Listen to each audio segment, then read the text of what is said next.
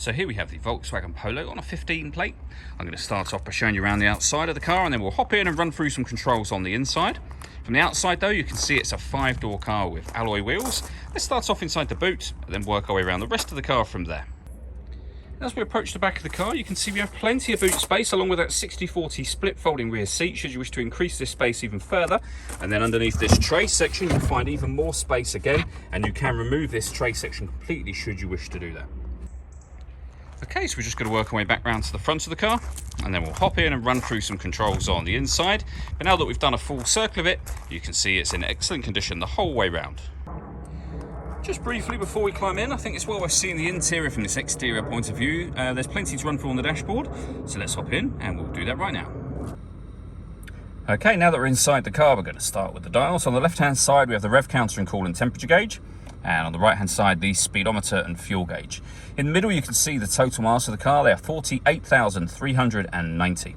Above that we have a digital readout for the speedometer. You can change that information for various bits of trip computer and car information.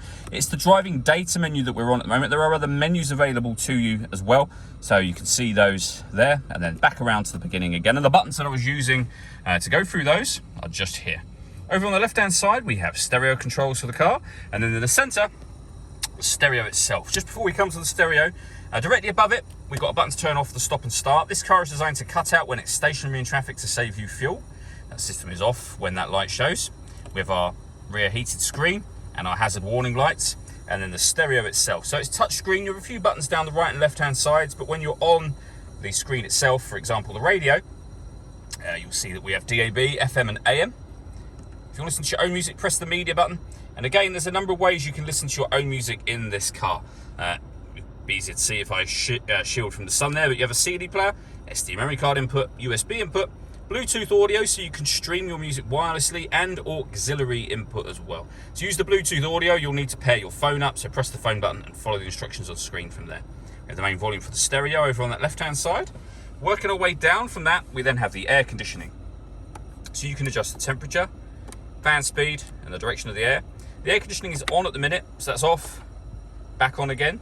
You can recirculate the air that's in the car. That's a great way of heating it up or cooling it down quickly depending on the temperature you've set just there.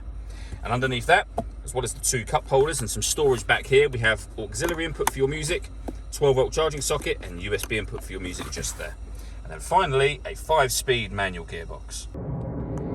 All that leaves me to say is thank you for taking the time to watch this video. If you'd like to come and see the car in person and have a test drive, please feel free to give us a call here at Surrey Specialist Cars. We'd love to hear from you soon.